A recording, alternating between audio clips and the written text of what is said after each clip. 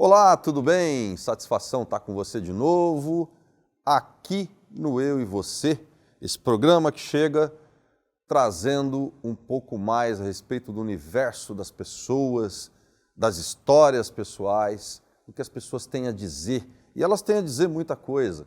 Às vezes a gente não tem tempo para ouvi-las, mas aqui a gente dá a oportunidade para que isso aconteça.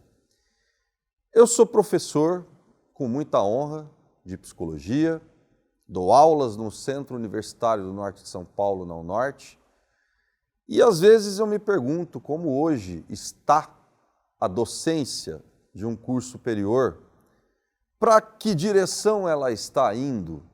A sociedade está conduzindo hoje o docente está entendendo para onde a sociedade está indo? Como é que fica isso hoje na formação de novos alunos e alunas? E nada mais interessante para a gente enveredar para esse assunto do que receber o nosso convidado de hoje aqui, que também é professor, meu querido colega e amigo José Mauro Silva. Muito prazer te receber aqui no Eu e Você. Já fazia um tempo que eu queria bater esse papo contigo e eu vou, como de praxe, como de costume, já lançar uma pergunta que é importante para mim, importante para as pessoas que estão assistindo e também importante para você. Quem é o José Mauro? Pois é, Marcos. Prazer estar aqui com você, né, nessa oportunidade. Fiquei muito feliz com o convite e vamos lá para esse bate-papo. E sua pergunta é muito... Provocadora? Exatamente, provocadora. Você sabe que eu ainda não sei exatamente quem sou eu, né? Eu estou tentando descobrir cada dia. Interessante, a humildade, né, de reconhecer isso. É verdade, né? Cada dia a gente vai tentando descobrir quem a gente é, porque às vezes a gente não experimentou toda a nossa potencialidade, né? Então a gente ainda não sabe quem realmente nós somos. Eu posso dizer que eu sei, assim, quem eu sou pelo que eu já fiz, né? Até hoje, porque eu estou com 54 anos, né? E então eu já fiz bastante coisa na minha vida. Então eu posso me definir como um professor. Né? Estamos aqui no ambiente de universidade, mas para a minha vida, para o mercado, né, para tudo, eu me defino como professor. Você se define como professor? Eu me defino. É uma definição hoje, sua? Eu sou um professor por opção, na verdade. Eu faço o que eu gosto, eu faço o que eu faço porque eu quero fazer isso e é o que eu gosto. Eu brinco às vezes que eu nem trabalho, porque eu faço o que eu gosto, então, portanto, não é um trabalho, né? É um prazer. É lógico que a gente precisa de dinheiro, precisa de renda para sobreviver, né? Para nossas despesas, para as coisas da nossa vida normalmente. Mas fazer o que você gosta e ganhar dinheiro com isso, eu acho que é uma fórmula perfeita, né? Maravilhoso, né? É verdade. Isso, eu diria para você que é uma grande honra que nós temos na nossa vida, porque eu também me enquadro nessa linha que você está trazendo, porque eu faço o que eu gosto. Dar aulas de psicologia para mim é assim, é um elixir diário. É como se tomasse a fonte da juventude todos os dias. Né? O que a faculdade me dá a oportunidade de poder ter esse contato com os alunos e trazer um pouquinho daquilo que a gente aprendeu e hoje a gente compartilha conhecimentos é fantástico. E, ao mesmo tempo, praticar a psicologia do ponto de vista clínico. Né? E você é um economista e também um advogado, agora, formado aqui. Pois é. Como é que é a sua história? Eu vou contar para você. Eu sou mesmo economista, mas na verdade, assim, eu falei que eu sou professor, mas hoje, né, em 2023, né, eu me defino já há alguns anos como professor, porque eu me dedico exclusivamente para essa atividade. Para a área acadêmica, né, e para a docência. Exatamente. Né? Ao longo da minha vida, eu já trabalhei no mercado privado, eu já trabalhei na indústria farmacêutica por 16 anos. Né? O que você fazia? Então, eu comecei como meu primeiro emprego, né, uma época que eu morava em São Paulo, né? Na verdade, eu era daqui do interior, né, de São Paulo, na região de Jales, né? Fui para São Paulo, como muita gente foi, né, aqui da região, do Brasil todo, para as cidades grandes estudar. Foi onde eu fiz economia, né? Mas meu primeiro emprego foi na indústria farmacêutica, eu trabalhava na fábrica, né? A gente produzia medicamentos, a gente desenvolvia produtos, a gente, né, a indústria farmacêutica, a gente produz medicamentos, obviamente, Sim, então claro. vivenciava todo aquele mundo lá, né, de uma indústria, de fábrica, de pessoas, né, de você tá produzindo alguma coisa que você sabe que vai melhorar a vida das pessoas, que vai contribuir para a saúde das pessoas. Então eu me sentia muito orgulho daquilo que eu fazia. E depois disso, né, que eu fiz faculdade de economia, eu fui fazer... Aonde você fez? Eu fiz faculdade de economia na Unip. Ah, na Unip. Né, isso, em São Paulo, na época eu morava lá. E depois eu fui fazer mestrado, né, em economia, porque hoje eu me sinto muito orgulhoso de estar na UNORTE, né, dando aula desde 2010. Né, mas nessa época que eu trabalhava nos farmacêuticos, fazia faculdade de economia, né, eu tinha assim uma ideia, um sonho, né, de fazer um mestrado, um doutorado, e eu queria dar aula na USP. Né? Essa era a minha meta, eu vou fazer um mestrado, doutorado, eu quero dar aula na USP. Então eu comecei a fiz a faculdade, estava fazendo mestrado, e no meio do mestrado, né, eu casei, atrasei um pouco o mestrado, concluí o mestrado, né? E também, eu estava vindo para cá, estava até pensando nisso, né? A vida, né, graças a Deus, é muito longa. Não dá para você fazer a mesma coisa a vida inteira. Porque quando eu entrei para trabalhar na indústria farmacêutica, eu encontrava pessoas que tinham entrado lá no primeiro emprego e estavam aposentando lá. Então, assim, até os anos 90, você conseguia entrar numa empresa, trabalhar a vida inteira lá e se aposentar lá. As pessoas ficavam 20, 30, 40 anos no mesmo emprego. Era isso que dava sentido à vida, isso, né? Isso era um orgulho para as pessoas, né? Para a família. Isso, nossa, é verdade. Então, né, eu trabalhei 16 anos nessa empresa, né?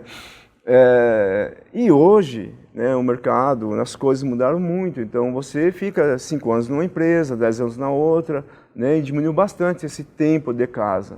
Né? Então, não se fica mais 30, 40 anos na mesma empresa. Ainda bem, né? Não, sim, eu acho isso bem, muito bom para as empresas que se renovam e para nós, né, pessoas, trabalhadores que se renovam também, né? Nos renovamos. Né? Você se renovou? Minha vida mudou várias vezes, eu estou muito feliz com o estado atual dela né, e isso daí também me propiciou. Porque eu pensava assim, a vida é muito longa, eu tenho que ter um plano B. Se eu sair daqui, o que eu vou fazer? Então, aí eu fui fazer o mestrado que eu queria dar aula, era o meu plano B de vida, né? Certo. Era, assim, um sonho de fazer mestrado, doutorado, né, e dar aula na USP, porque era meu sonho de estudante, assim, né? Então, eu fiz porque eu achava que eu tinha que ter um plano B, porque eu já tinha família, tinha que sustentar minha família. Eu não podia ficar num risco de repente, perder o emprego e minha família também, ficar desassistida, né? Então, eu fui fazer. E aí... eu casei, e aí, né, veio as obrigações, as responsabilidades, né?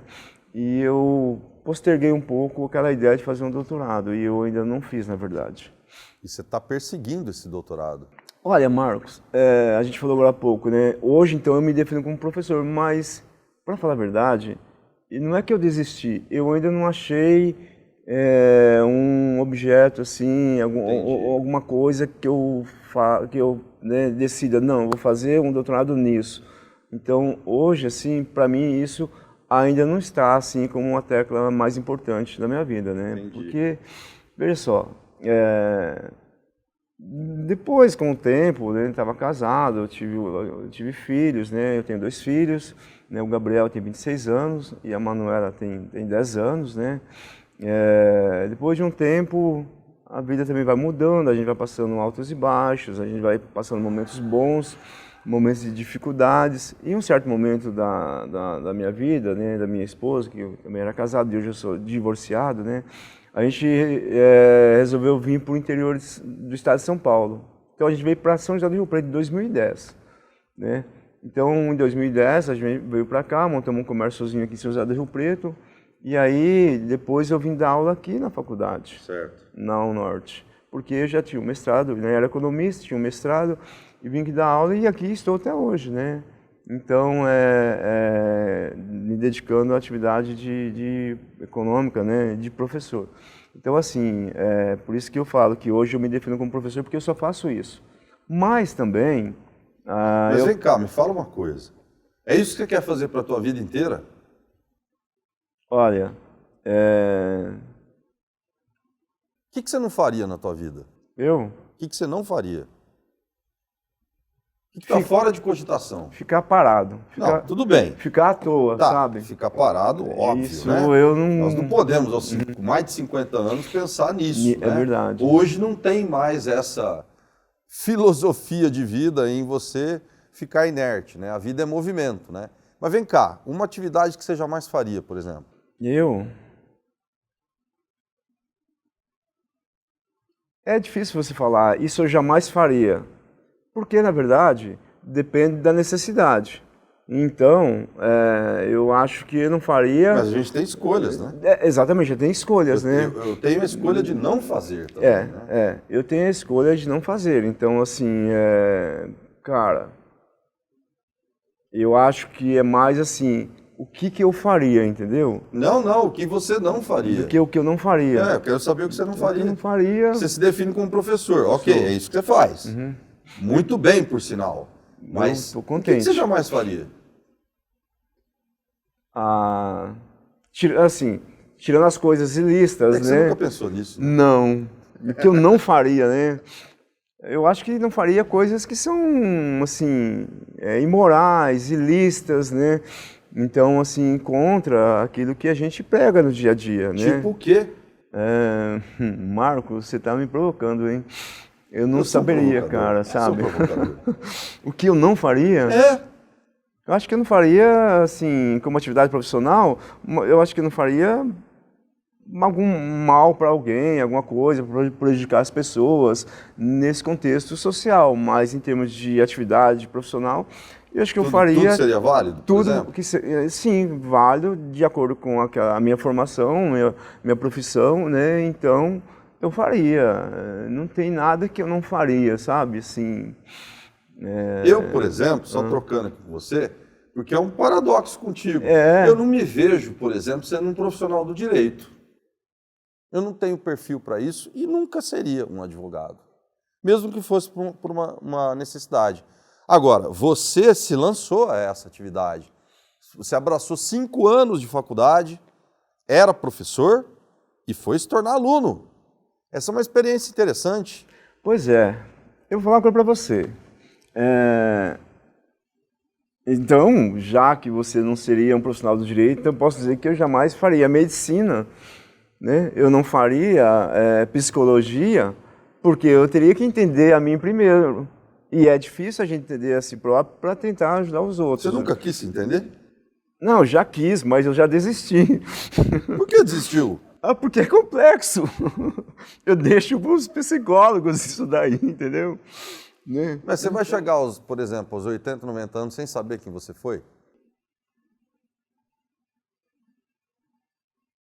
Pode ser. Pode ser. Estou te falando isso pelo seguinte, ser um professor também é ser um entendedor do que é a vida. Sim. E do que nós somos. Não é porque é apenas da área da psicologia que isso fica restrito a só quem está nesse universo da psicologia. Pode ser. Eu vou falar da minha experiência como professor, já que nós estamos aqui, né, no ambiente acadêmico. Eu não sou professor só de universidade, né, e hoje estou feliz por ser um professor de universidade, algo que eu sempre quis, né. Eu dou aula no ensino médio, eu dou aula para o 6º ano, como diz o Karnal, né? Quem dá aula para o 6º ano sabe o que é, né? Então eu dou aula para o 6º ano de matemática, uma molecadinha, Nossa, 30 alunos de 12, 13 anos. Isso é um baita desafio. É um baita desafio. Eles ficam na sala de aula? Ficam. Depois de 2 semanas, eu já sei o nome de todos e são todos meus amigos. Né? Porque assim... Esse é um recurso teu, né? Você traz o aluno para a tua proximidade, né? Porque, cara, o aluno, Existe uma figura do aluno, mas por trás daquela figura você tem um ser humano. Claro. Entendeu? Então, se você enxergar ele como ser humano e não só como um aluno, pronto, você já tem ele. Né? Sem dúvida. Então, isso é importante. Ver a pessoa como ser humano antes de tudo. E depois aluno. Né? Mas deixa eu falar uma coisa para você, sem querer interferir no teu raciocínio, porque quando você fala, a pergunta que eu te fiz no início, quem é você? Você pensou e falou, eu sou um professor. Esse é um papel social seu no mundo. Sim. Você também é pai, não é? Sou. Você é tio? Sou. Também é outro papel social. Sou avô, que Você ainda é avô? não, tá? Não. O quê? Não sou avô ainda. Ah, não é avô. Não. Mas é um papel social que pode vir. Com certeza. Mas eu vou dizer uma coisa para você, você é muito mais do que isso. O nosso ser, ele é maior do que aquilo que a gente faz. O que a gente faz é parte integrante do ser. Aí você está complicando já para mim, entendeu? Então, assim, eu vou dizer que eu sou um professor, tá? Então, eu gosto de dar aula, assim, para qualquer, né, idade. Então, Mas eu consigo... Mas você é professor 24 horas? Ah, cara, hoje com as redes sociais, às vezes eu recebo mensagem meia-noite de aluno, então eu posso dizer que eu sou 24 horas professor. Eu também, entendeu? Então, assim, eu dou aula desde o 6º ano, esse ano agora, hoje de manhã, eu dei aula para um 9º ano, né, de matemática. Você está aqui nesse mundo para dar aula, é isso? Tua função no mundo é isso, essa. cara. Eu acho que é mais assim, desenvolver pessoas, porque eu não só dou aula de matemática, às vezes eu fico assim pensando, até não me preocupo tanto em ensinar matemática, que ninguém esteja nos ouvindo, tá? Para eles, mas de fazer eles entender a importância deles no mundo, a importância da vida deles e o quanto eles são capazes de fazer as coisas. Sem dúvida, e isso para mim é o mais importante, despertar neles. Porque a matemática é uma parte ali importante, mas para mim é a parte menor. Fazer eles acreditarem neles. Porque, Marcos, como as pessoas desacreditam em si ou de si mesma?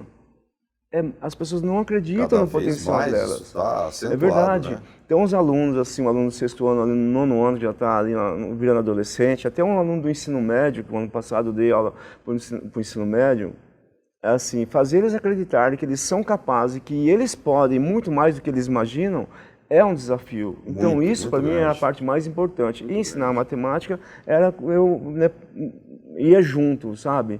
Então eu posso dizer que eu sou eu não gosto de colocar como educador, porque eu não quero ficar restrito à pedagogia, sabe? Entendi, claro. Então, assim, eu quero ser uma pessoa que... Você é uma ponte de transformação de pessoas. Que abre portas. É isso? Isso. Eu acho que é isso, transformação de pessoas. É isso, né? Eu também me considero. Entendeu? Para as pessoas, sabe, ver que elas podem, muito mais do que elas imaginam. Zé, me fala uma coisa. Na tua primeira área, economia, eu quero saber o seguinte, como é que você está vendo o momento econômico do Brasil? Porque você dá sempre entrevistas para emissoras de TV, eu quero saber um pouquinho do teu pensamento, como é que você está vendo a atualidade nesse sentido? Momento econômico nosso. Pois nós estamos vivendo um momento de transformação no mundo e no Brasil. No mundo todo, eu sempre, quando eu trabalhava na indústria, assim, né, eu falava que ou a gente muda ou as coisas mudam a gente, sabe? Então, e a mudança está acontecendo o tempo todo. Então a gente acha que está numa normalidade, todo mundo queria passar a pandemia para vir em uma normalidade, mas não existe uma normalidade, as coisas estão mudando o tempo inteiro. Então, hoje o mundo está muito instável, né? Se você for ver a configuração mundial, geopolítica, né, do mundo, né? Ela está com muita tensão, né? E também a economia não está bem. Depois da pandemia, a economia no mundo todo, a economia mundial, os países, os Estados Unidos, a Europa, a China, né? A Inglaterra, né? Que está na Europa também, a Ásia, não estão bem politicamente nem economicamente. E o Brasil, né? Também, América Latina, você vê a Argentina está com inflação de 100% já, né? E isso destrói a economia, destrói a riqueza, destrói... O que a gente pode esperar daqui para frente nesse sentido? A expectativa das famílias. E nós aqui no Brasil estamos numa situação, né? Não confortável, mas também não tão ruim. Mas nós também não sabemos para onde vamos. Se vamos ficar mais confortável ou se vai piorar as coisas. né? Pela a configuração hoje global, eu acho que a gente vai vai piorar um pouquinho, né, ao longo desse ano, né, porque existem alguns conceitos em economia que são importantes, como inflação, crescimento, emprego, desemprego, taxa de juros, e isso, né, gastos públicos, arrecadação, tributação, e isso impacta muito a vida das pessoas, impacta muito a vida das famílias. Eu sempre digo que é muito difícil você nascer e enriquecer no Brasil, né? E nós estamos vivenciando isso daí. Sim. As coisas estão muito difíceis para as famílias. Sim. Então, eu posso dizer que eu tenho esperança, assim, muita esperança em 2023, com o novo governo, que as coisas vão se encaixar. Mas está muito difícil, viu? Eu estou bastante, não desanimado, mas apreensivo, digamos Descrente, assim. não. Descrente não, né? Porque a gente deve sempre acreditar, mas apreensivo, eu diria, Apreensivo. com o cenário econômico que nós estamos vivendo aqui no Brasil e também, né, a situação que todo mundo está Zé, vivendo. você sabe uma coisa que me preocupa bastante, Não. pegando esse exemplo que você está trazendo? Em via de regra, as pessoas em si, elas não entendem quase nada sobre economia. Você não acha que o ensino de economia, ele precisava desengessar um pouco e começar a chegar às pessoas de uma maneira um pouco mais popularizada e trazer para as pessoas um conhecimento de economia que elas não têm até hoje? E não há como a gente não ter esse conhecimento no século XXI. Pois é, a gente já está entrando, né, nós estamos no século XXI e a gente ainda está pensando assim, como aprender determinadas coisas que são básicas, né? Por exemplo, um casal que vai casar, né, vai construir uma família, construir uma riqueza, um patrimônio também, que é importante. Ele tem um cursinho de casamento, mas não tem um cursinho de como eles administrar o orçamento doméstico. Sim. Você entendeu? Fazer um planejamento, eles não têm noção nenhuma. E não tem nenhum tipo de orientação nesse sentido, você falou, é verdade. Hoje eu vejo assim as áreas muito separadas, muito assim divididas, há muita especialidade e pouco contexto, né? Sim, assim, claro, concordo. Então, o direito é uma área específica, a economia é uma área específica, a administração é uma área específica, é tudo específico. E aí você não consegue juntar isso daí, entendeu? Isso. E aí as pessoas acabam no fim tendo uma formação muito fragmentada e não tem uma noção nem específica, nem do todo. Zé, como é que as pessoas vão entender de economia se nem de matemática elas sabem? Pois esse é um desafio.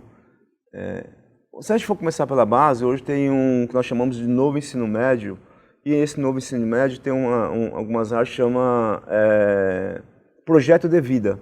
Nesse projeto de vida, eles aprendem um pouco sobre empreendedorismo, um pouco sobre matemática financeira, né? Mas assim, ainda é muito embrionário isso aí, vamos dizer, está começando. E os alunos às vezes não aderem muito a essas disciplinas que não sejam assim muito específicas, Por que né? você acha que não? Não aderem porque eles também não visualizam. O TikTok está mais interessante do que isso? É verdade, né? As redes sociais, coisas. Às vezes eu falo para os alunos para ler alguma coisa, eu já fico pensando, o aluno não vê um vídeo nem de 3 minutos mais, 5 minutos, 7 minutos, 10 minutos, que eles veem coisas só de 15 segundos, né? 45 segundos, 10 segundos, e aí vai para o outro, vai para o outro, vai para o outro, e aí pegar um livro para ler alguma coisa já está fora da cogitação. E você como educador, isso para você não é frustrante, não? É desafiador, Desafiador, sabe? claro, mas eu mas não não é diria frustrante? assim, frustrante, eu diria que meus pais talvez não acreditassem que eu fosse, né, por ser diferente do que eles foram criados, eu fosse dar certo na vida, vamos dizer assim. Então, olhando esses jovens com esse padrão agora, eu posso achar que eles não vão dar certo na vida, mas apesar do TikTok, eles vão dar certo na vida, entendeu? Então isso não está roubando totalmente o conhecimento ou a aprendizagem desses alunos, não. Eles estão ainda assim com o TikTok, com essas redes sociais, né, essas coisas assim super curtas e rápidas, e vem outra, eles ainda estão aprendendo alguma coisa assim. e eles querem aprender e eles querem dar certo na vida, né? Então eu acredito. Existe uma disposição ali, né? Existe. Mas hoje a gente tem uma informação fragmentada. Antigamente a informação era centralizada. Quer dizer, o mundo mudou muito, as pessoas também estão mudando muito e os hábitos e costumes hoje são outros, as necessidades e os desejos e daí para diante. Quer dizer, você está preparado para esse século XXI como pessoa? Olha,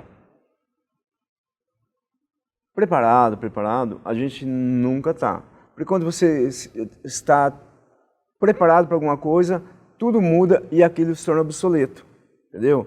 Então, quando eu fiz meu primeiro curso de datilografia, eu achei que estava preparado para arrumar um emprego.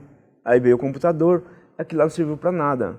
Eu nunca usei, não, eu cheguei a usar a máquina de datilografar no trabalho, mas aquilo não foi um requisito para ser contratado. Entendi. Então, hoje, eu posso dizer que eu estou preparado, mas aí tudo muda.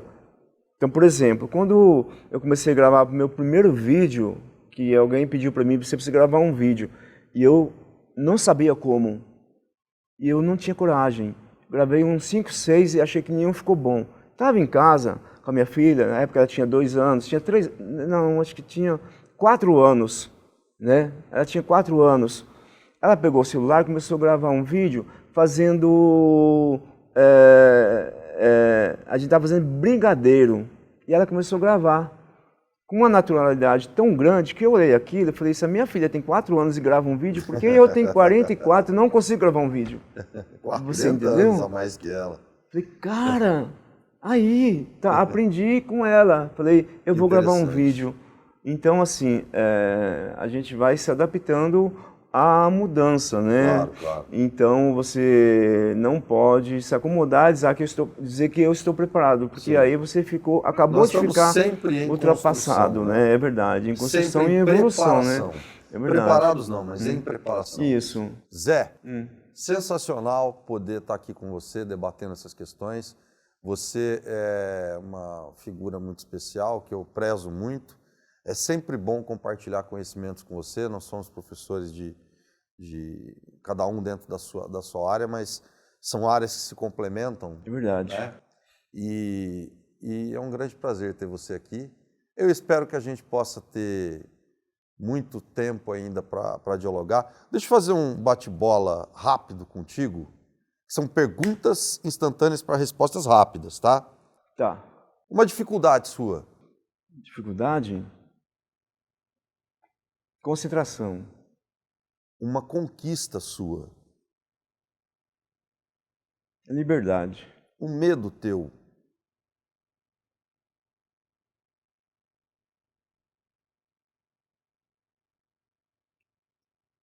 Meus filhos. Um sonho teu?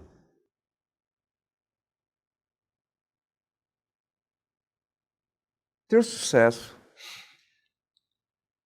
Entendi. Sucesso. Isso. Você já é bem-sucedido, não é? Cara, eu me considero que sou bem-sucedido. Porque ter sucesso não é você ter dinheiro, mas é você ter uma série de conquistas. Por exemplo, eu tenho 54 anos, acabei de me formar em Direito, nós falamos agora há pouco, né, aos 53, passei na OAB, abri meu escritório agora em 2023 e vou começar uma carreira aos 54 anos. Então eu posso dizer que eu tenho sucesso. Isso é maravilhoso. Né? Então, esse você é um sonho. Empreendedor do seu sucesso. Espera aí, deixa eu continuar com o bate-bola aqui. Aonde você gostaria de estar nesse momento? Onde você está. Por quê? Porque é interessante estar entrevistando alguém.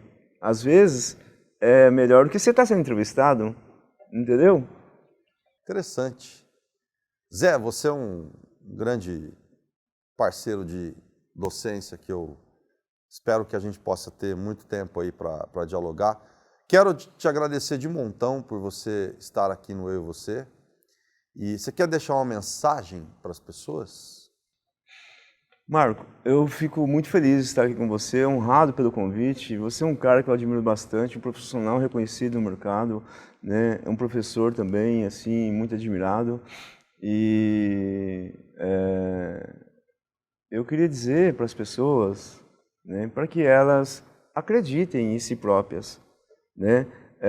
Porque a gente é muito mais capaz do que o que a gente acha, do que o que as pessoas dizem pra gente e do que a gente acha sobre nós mesmos. Exato. Entendeu? Eu vi uma frase uma vez numa palestra que o cara foi dar, quando eu trabalhava na indústria farmacêutica. E eu levei isso para quando eu estava fazendo a prova da OAB. Né? Ele falou o seguinte, não sabendo que era possível, ele foi lá e fez, e você complementou, porque você já conhece essa frase, né? Então eu tomei isso como uma verdade para mim. Eu não sabia que era possível, eu fui lá e fiz. E aí eu passei, eu fui aprovado. Né? Eu fiquei muito feliz com isso. Então, as pessoas precisam primeiro acreditar em si próprias, acreditar que elas são capazes, e elas são capazes, e elas não sabem do que elas são capazes, mas elas são, e muito, na verdade, entendeu? Então, eu estou bem feliz com a minha vida. Meu querido, muitíssimo obrigado por Obrigado você estar a você, aqui. tá? E obrigado a você também por conferir essa conversa sensacional que a gente teve aqui com o Zé Mauro. A gente se vê no próximo Eu e Você. Até lá!